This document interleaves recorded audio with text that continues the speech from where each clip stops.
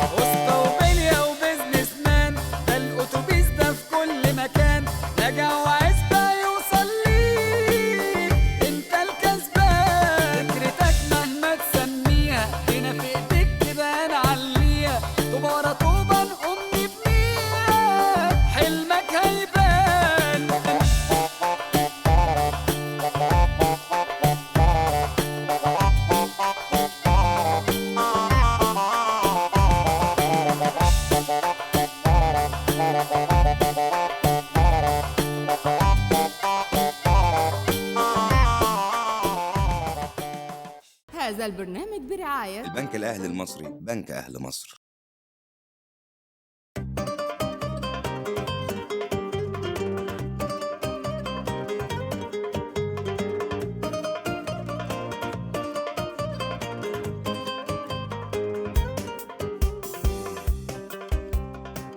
الحقيقه يعني نادرا لما تلاقي شباب بهذا الحماس وهذا القدر من الاقبال على الحياه وهذا القدر من القدره على الانتاج، وان هم هينقلونا مكانه تانية خالص لو قدرنا نوصل لهم، لو قدرنا ندعمهم، لو قدرنا نحقق افكارهم. دول افكار يعني بتنبت للمستقبل. دول لو سالت كل واحد فيهم ايه طموحاتك هيقول لك انا طموحي اتجوز البنت اللي بحبها، او طموحي ان انا يبقى عندي مبلغ بسيط، او طموحي ان انا الورشه بتاعتي تكبر. كلها طموحات تستحق ان هي تتحقق، وكلهم الحقيقه شباب يعني رغم انهم صغيرين جدا في السن ولكن بداوا صنايعيه صغيرين وبداوا اصحاب ورش، وكلهم عندهم طموحات وعندهم احلام.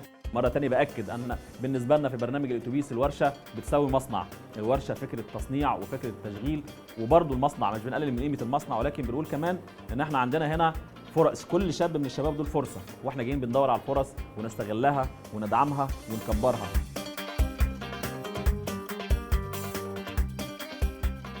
أنا اسمي حسن عبد اللطيف بدوي من عزبة الصلاحاوي. بدأت الشنط ديت كنت أنا في داخل خلاص 6 ابتدائي وداخل أولى إعدادي، فشاكر خدني معاه اشتغل في الحداد، كنت لسه صغير. بدأت من تحت الصفر ونفسي إن أنا يبقى حاجة حلوة وماشيين بما يرضي الله وكده، مش عايزين حاجة أكتر من كده. اتعلمت الصنعة، اشتغلت مع شاكر هنا في البيت شويه، اتعلمت الصناعه وكده وفتحت ورشه عندي في البيت. اشتغلت سنه وكده، وبعدين جيت حصل مشاكل وخسرت فلوس وكده فقفلتها سنه. واتعلمت من غلط وكده وفتحتها من قيمه السنه اللي فاتت. انا لما بيجي لي واحده مثلا او واحد يقول لي شغل ابني معاك وكده، ما بقدرش اقول له لا، عادي كلنا بنوزع. انا شغال في الورشه عندي شغال معايا يجي 11 واحد، يعني احنا كلنا من سن بعض. اصحابي كلك من سن 18 سنه كلك عندهم ورش وشغالين ومشغلين فاتحين بيوت، يعني احنا اقل واحد فينا فاتح 8 بيوت الحمد لله. يعني يبقى واحد شغال معاك انت كده رزقك على الله، ربنا بيبعت لك رزق عشان اللي شغال معاك ده مش اكتر. هي بيبقى الموضوع في كده، فربنا بيبعت لك رزق مش عشانك، عشان اللي شغال معاك. ربنا بيقول اسعى يا عبد انا اسعى معاك، ما تقعدش في بيتك وتستنى رزق يجي لك، انزل اسعى، قدم له خطوه ربنا هيقدم لك ياما خالص. ما تقعدش في بيتك وتدور على الشغل. احنا في 6 ابتدائي ما كملناش تعليم عشان لقمه العيش. من اول ما بتخلص 6 ابتدائي بتشيل مسؤوليه نفسك، جبت فلوس يبقى انت كده شايل مسؤوليه نفسك، ما تسالش نفسك على حاجه، يبقى انت كده بقيت راجل تعمل لنفسك وتسند نفسك. من الاكتشافات المهمة جدا ان احنا اكتشفنا في كفر الغنمية مركز الباجور واحد من المصانع النوعية جدا، بتصنع البوتاجازات وبتصنع ماكينات الغسالات. صاحب المصنع الحاج عبد الرشيد السيد، اهلا وسهلا بحضرتك. اهلا بيك. حضرتك قول لي بقى يعني تحديدا حضرتك بتصنع ايه هنا؟ انا هنا بصنع بوتاجاز حاليا، وبنصنع موتور تلت حصان خاص بالغسالة الشعبية اللي احنا وقفنا انتاجه علشان الدولار لما اترفع من سنة من بعد الثورة. يعني حضرتك بتستورده ولا بتصنعه؟ كنت بستورد جزئين، بتستورد اجزاء في المحرك؟ اجزاء في المحرك، وبكمل عندي هنا بنسبة 80% هنا بكمل. يعني حضرتك دلوقتي المصنع نقدر نقول دلوقتي بيصنع بوتاجاز. بس هذا الكم من الماكينات يعني الكم الماكينات ده ما بيصنعش بوتاجاز بس، بيصنع اي منتج. يعني اي منتج زي ايه؟ أي يعني المصنع ده منتج مؤهل لتصنيع ايه؟ مؤهل لتصنيع غسالة، مؤهل لتصنيع بوتاجاز، مؤهل لتصنيع الموتور، مؤهل لتصنيع توستر، مؤهل لتصنيع اي اجهزة منزلية. في كم مكنة تقريبا هنا انا شايف عدد كبير يعني. في عندنا مكن كتير، مش للبوتاجاز بس، مكنات كتير. ده مصنع. يعني ايه نوعيات حضرتك قول لي برضه عشان عندي هنا مقصات بتقص الحديد، بتقص الصاج. عندي مكابس بتشكل الصاج، بتشكل المعدن، بتحوله لاشكال معينه، بتحول الاشكال اللي انا عايزها، اللي انا حسب الاسطمبه اللي انا ركبها. طب ما تقول لي في نقط كده محدده نقدر نعمل ايه للمصنع ده؟ انا شايف مصنع اول حاجه عماله فنيه مدربه، رقم واحد عماله فنيه مدربه. عماله فنيه مدربه. انا جايب، هتشوف دلوقتي انا هنطلع فوق في الدور الثاني في التجميع البوتاجاز، جايب اللي هم طلبه المدارس، اللي هم بتوع المدارس اللي هم المهنيه. حضرتك بتديله اجر؟ طبعا. بديله 1000 هل الاجور مش مغريه عشان كده العمال؟ لا احنا علينا الاجور هنا.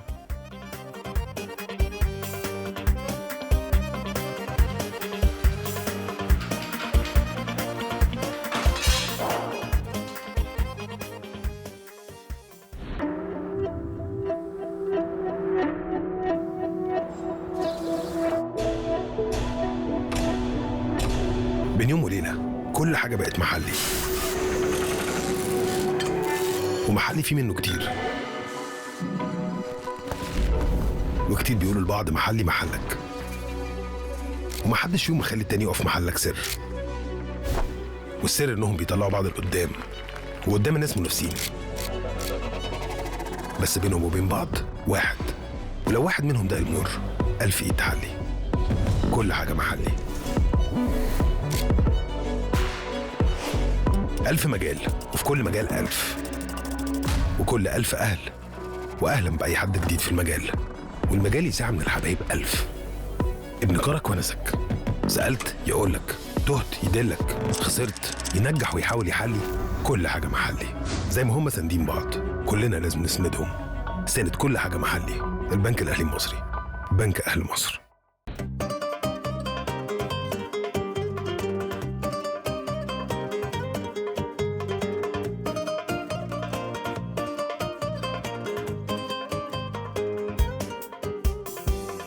في تنوع كبير جدا داخل منطقة المطاهرة الصناعية ما بين الكيانات الصناعية العملاقة والكيانات المتوسطة، وصولا إلى الكيانات الحرفية اللي بتعتمد على الحرفة وعلى الموهبة بشكل كبير جدا. ورغم يمكن يكون بساطة المشروع الصناعي ولكن منتجاته نوعية بشكل كبير جدا. احنا في مكان بينتج العلب اللي هي بيتحط فيها ازايز المية او بيتحط فيها السلع الغذائية، والحقيقة فيها يعني فيها ابتكار وفيها فكرة وفي حاجة غير تقليدية، يعني صعب، مش نمطية، مش بتعمل كوباية او طبق او حاجة معينة انت شفتها وبتستخدم. يمكن هو بيخلق لنفسه سوق جديد. عايز حضرتك بقى تقول لي انت بتصنع ايه هنا وبتستعين بمين في تصنيع المنتجات اللي احنا شايفينها دي؟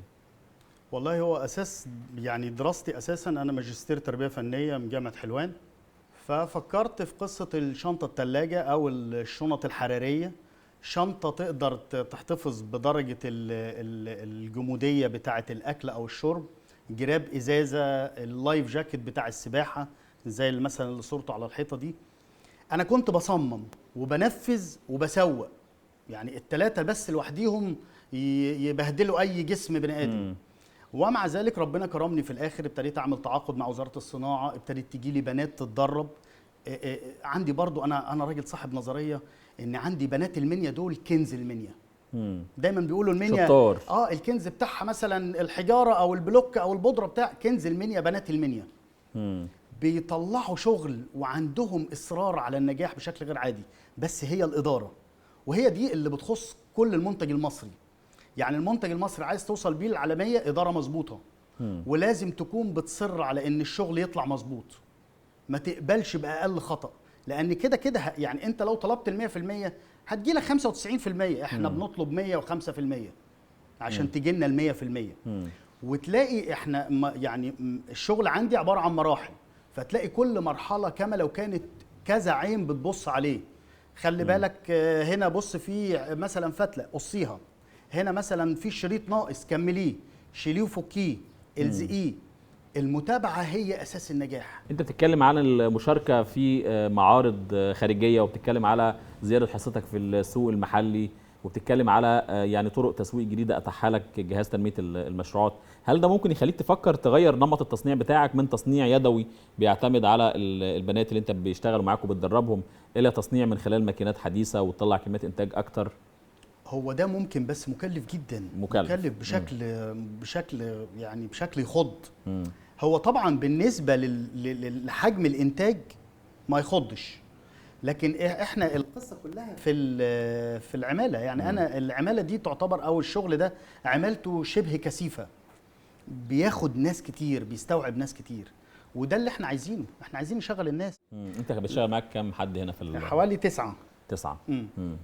بيبقى تعاقد طبعا مع المدرسه بتاعتهم او معهد الكفايه الانتاجيه اللي هو مركز تدريب المنيا. بننتقي بقى منهم، يعني بعد ما بتخلص الدفعه مثلا في مثلا 2 هيكملوا يخشوا مع دفعه الثانيه اللي طالعه ثالثه السنه الجايه. وفي ناس بتيجي تقول لك طب انا اجي القي نظره، يعني كل شغلهم مثلا احنا سمعنا عن الشغل عندك، طب تعالي وبصي بصه. فبتيجي يوم في التاني بتبتدي بقى برضو ايه، يعني مجالات الشغل كتيره، في لزق، في تركيب شريط، في تركيب السوسته، في قصه اللوجو، في قصه التجميع. فتلاقي في مراحل كتيره بتخلي برضو الطالب عنده شغف بالشغل وبينتمي للمكان. يعني انا اهم حاجه عندي برضو المكان، هتلاقي فيه لوح وتلاقي فيه معامله كويسه، مراوح، تلفزيون. برضو العامل محتاج، مش محتاج ضغط شغل كبير. ويمكن قصه التدريب دي هي اللي خلتني اخد عمليه الشغل على ان هو عمليه فيها رفق، مش عمليه فيها طحن زي ما بيقولوا. فتلاقي اشكر ربنا يعني هو ان ده اسلوب مخلي الناس حابه الشغل معايا.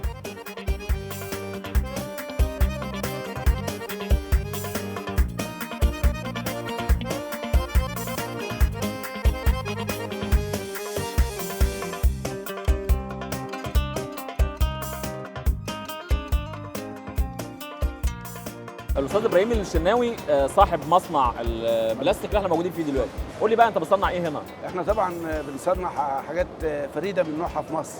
يمكن المصنع الوحيد او معانا حق الملكيه الفكريه لتصنيع كراسي من نوع ما بيتكسرش. اللي هو الكرسي اللي احنا قاعدين عليه ده. الكرسي اللي احنا قاعدين عليه ده ما بيتكسرش. حتى لو عربيه دست عليه بيتطبق ما يتكسرش، ولو سبت شويه في الشمس يرجع تاني. عليه وفي مثبت لاشعه الشمس. عليه عشان لونه ما يغيرش من الشمس. عليه حاجه اسمها انتي فاير، مقاوم للاشتعال. يعني لو النار مسكت فيه كده يقاوم. اول ما اللهب يتشال من عليه يطفي. بنصنع حاجات للاطفال، لعب اطفال، ديسكات اطفال، كراسي اطفال للحضانات. بنصنع خزانات الميه بجميع مقاساتها، افق ورأس. خزانات الميه. وده مصنع يعني في مدخل مدينه اجا. يعني بنقول يمكن عنوان من عناوين الصناعه اللي موجوده في مركز اجا. الحمد لله. عشان كده احنا جايين اجا وبندور على الصناعه وبنشوف لو محتاجين دعم او محتاجين يعني والله يا فندم، بالنسبه للدعم الحكومه بصراحه في الفتره دي مقدمه كل الدعم بالظبط. يكفي انشاء الطرق دي مسهله الامور معانا قوي، كانت بتضايقنا قوي. عندك شبكه نقل. لا، شبكه نقل، اقتصاد قوي. انا بسم الله ما شاء الله شايفين مصر طالعه بسرعه الصاروخ. انا عايز الشباب يشتغل. احنا عندنا منظومه هنا كمان تانية، منظومه التعليم المزدوج. انا عندي حوالي 70 طالب بيجوا من اعدادي بيروحوا التعليم الفني، بيجوا عندي 4 ايام في الاسبوع ويومين في المدرسه. وفي الاجازه الصيفيه 6 ايام معايا. الطالب في سنه اولى دول طلبه وبيجي بيشتغلوا دول طلبة وبياخدوا اجر وبيقبض. الطالب بتاع سنه اولى بياخد 30 جنيه في اليوم. ونقدم له وجبه. الطالب بتاع سنه ثانيه بياخد 40 والثالث سنه ثالثه باخد 50 جنيه في اليوم ووجبه. هنا بقى الطلبه بتحب الشغل قوي. طيب هل في حد بيتعين بقى معاك بعد ما يخلصوا؟ طبعا عندي ناس اتعينت اتخرجت وعينت، وفي ناس خرجت من هنا على كليات ومعاهد.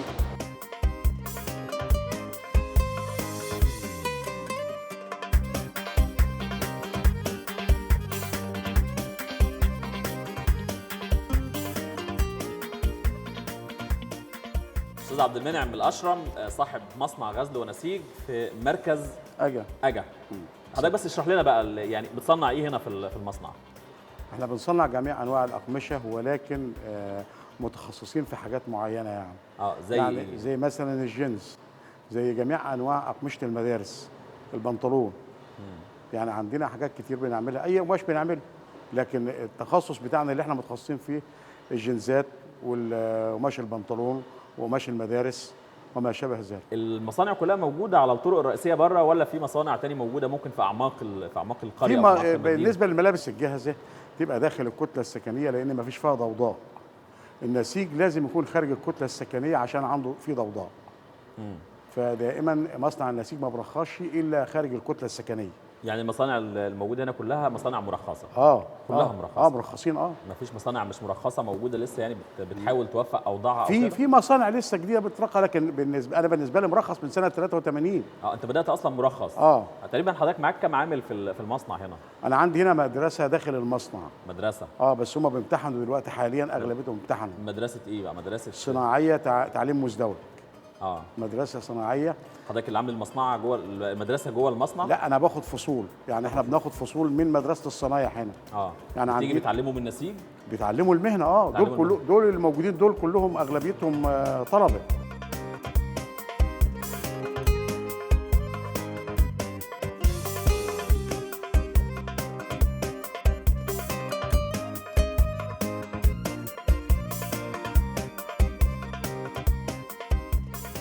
فكرة الطلبة عامة بشكل عام يعني الفكرة دي إن تبقى عبارة عن إبرام عقد ما بين داخلية سوق العمل وولي أمر الطالب والمصنع.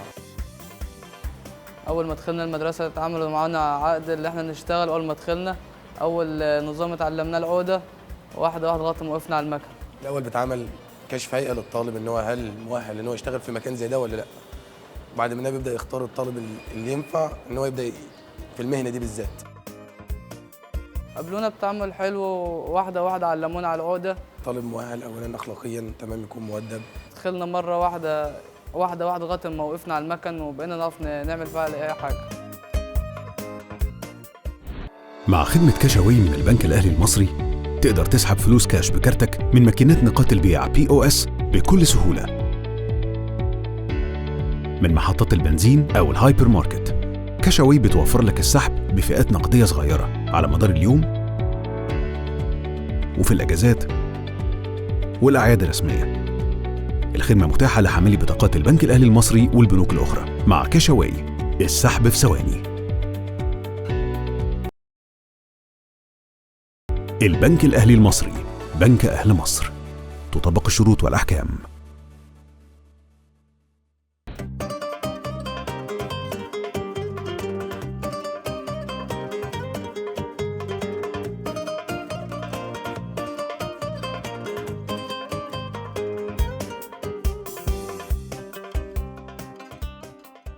النهارده الحقيقه احنا في مشهد مبهر جدا. احنا صورنا قبل كده في مدارس بتشتغل داخل مصانع، ولكن الميزه هنا ان المساله فيها قدر من الحركه وقدر من المرونه وقدر من المكافآت تحول احلامنا لواقع. الدراسه بقت بتساوي خبره وبتساوي صنعه وبتساوي فلوس. هشوف بعد شويه مع حضراتكم الشركات بتاعه القبض اللي فيها واحد من الشباب بيقبض 200 جنيه وواحد 350 وواحد 400 وواحد 500. الفرق ده حسب عدد ايام الحضور وحسب جوده المنتج بتاعه وحسب استجابته للتعليم وللتطوير وحسب كميه المنتجات اللي بتطلع منه. الحقيقه دي مدرسه للتعليم المزدوج بيطلع منها الطلبه موظفين في شركات الغزل والنسيج وفي مصانع الملابس. احنا في سمنود في محافظه الغربيه، اشهر مراكز صناعه الملابس في مصر. ومعانا الاستاذ مجدي الجنايني مدير المدرسه. نعم. استاذ مجدي، عايز حضرتك تقول لي كده، الطالب بيجي لك امتى وبيخرج من المدرسه دي امتى؟ طالب بيجي لي بعد الاعداديه مباشره، فبياخد هنا دي مدرسه فنيه نظام 3 سنوات، بتتقبل الطلبه اللي بعد الاعداديه مباشره، بتاخد فرصه تدريب هنا وبتحتك فعلا بالمكنه وبتشتغل على خطوط انتاج ماشي، ومن خلال شغلها على المكنه ده بتحدد حضرتك المرتب اللي بتقول عليه. في طالب بيستجيب لفكره التدريب وبيشتغل بسرعه وبيستجيب بسرعه، وبناء عليه بياخد مرتبات هنا. هو الوزاره فرض 300 جنيه بالنسبه للطالب اللي سنه اولى، و400 جنيه للطالب السنه رابعه سنه ثانيه، و500 جنيه لطالب السنه ثالثه ماشي في خلال الشهر. هنا بصراحه المدرسه هنا المصنع ذاته بيحاول بيدي مكافاه للطلبه اللي هي مجتهدين وبيستجيبوا فعلا للتعليم بسرعه. فالفكره بصراحه المدرسه جميله جدا لانها مفيده بالنسبه للطالب.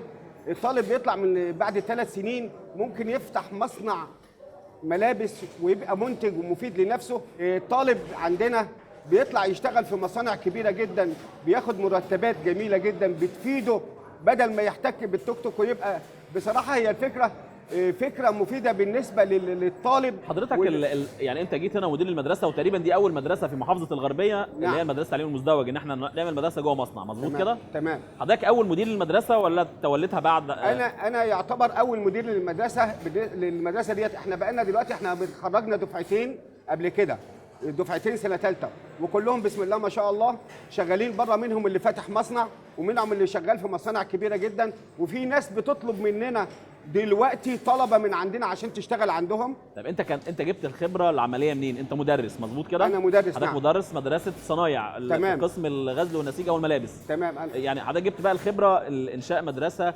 وربطها بمصنع. هل يعني الفكره كلها هي شراكه ما بين وزاره التربيه والتعليم ورجال الاعمال لخريج طلبه منتجه مفيده للمجتمع ومفيده لنفسهم في نفس الوقت. وبرضك زي ما حضرتك قلت كده ان اصحاب المصانع كانوا بيعانوا من ايه؟ من ان مفيش عماله. فهي فكره طلعت ممتازه مفيده بالنسبه للطالب ومفيده برضك بالنسبه طيب انا مستوعب ان صاحب المصنع بيدي الطلبه مرتبات مقابل الانتاج اللي بيطلع منهم. تمام. ولكن الطالب في بدايه عمله بالتاكيد بيبوظ قماش كتير. تمام. بيبوظ مكن كتير. تمام. بيكسر الحاجات اللي بيشتغل بيها. تمام. التكلفه دي هل بتتحملها وزاره التربيه والتعليم ولا بتحملها المصنع؟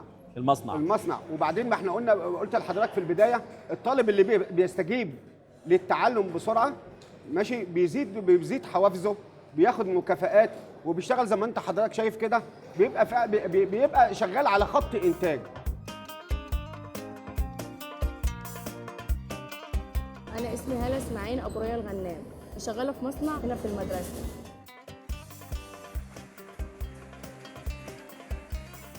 انا بالنسبه لي اتعلمت في ما كملش شهر كنت اتعلمت المكنه وحفظت بقى المراحل. يعني انا هنا بقى لي 3 سنين. انا اول ما جيت ما كنتش بعرف اعمل اي حاجه خالص، فعلموني.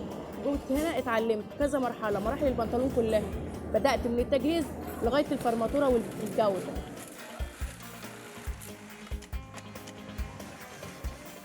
بيبدا من التجهيز وبعدين صدر وبعدين ظهر وبعدين يتقفل وبعدين يدخل كمر وبعدين بوزه ورافيه وبعدين فرماتور، واخر حاجه يطلع جوده، ان هو يتفرز البنطلون يتفرز. لو في عيوب ولا في اي حاجه ارجعها للمكان اللي فيه العيب.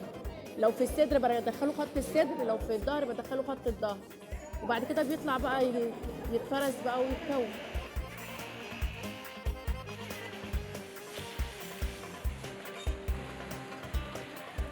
بيدي فرصه للطالب ان هو يتعلم ويكتسب مهارات في كذا حاجه، في كذا مجال في البنطلون، لان هو متوزع لمراحل، في 8 مراحل.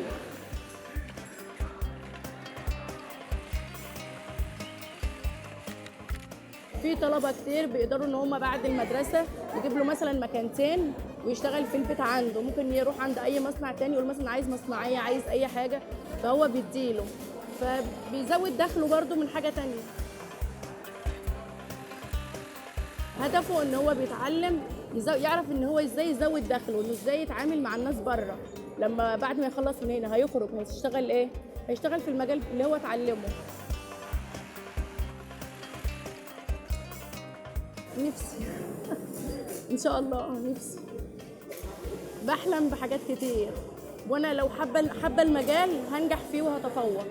لازم ابقى حابه الحاجه اللي انا رايحاها. طول ما في شغل يعني في مجال ان انا اتعلم لازم ازود من نفسي واتعلم.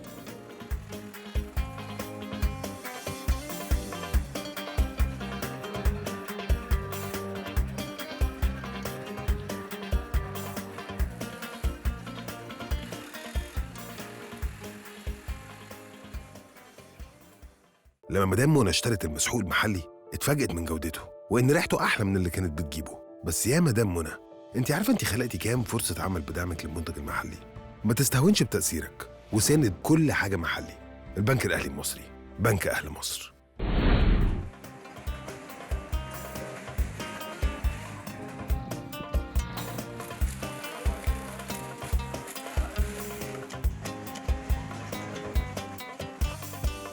احنا شباب باكو الثانوية، أول مدرسة داخل مصنع في الغربية، لامسين السما بإيدينا وبنقبل أي تحدي. مصر مصر مصر، بكرة بتاعنا.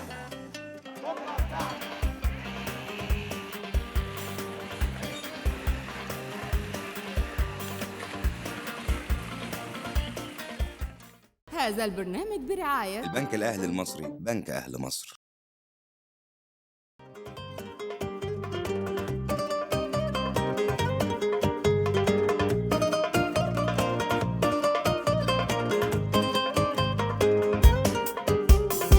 اكسسوار ونجف ورخام، كله بيحكي ويتحكى بيه، وحديد مصر لا يعلى عليه. مصنعنا دي مش عايزة كلام، مزرعنا تملي في تطوير، والأحذية بقى والسجاد مشهد كل لما بيتعاد، نلقى أملنا في بكرة كبير. الأتوبيس بيلف كتير عاللي بيشقى وعنده ضمير، لو فين بقى بيروح ليهم لسه يا مصر الدنيا بخير. الأتوبيس بيلف كتير عاللي بيشقى وعنده ضمير، لو فين بقى بيروح ليهم لسه يا مصر الدنيا بخير. هذا البرنامج برعاية البنك الأهلي المصري، بنك أهل مصر.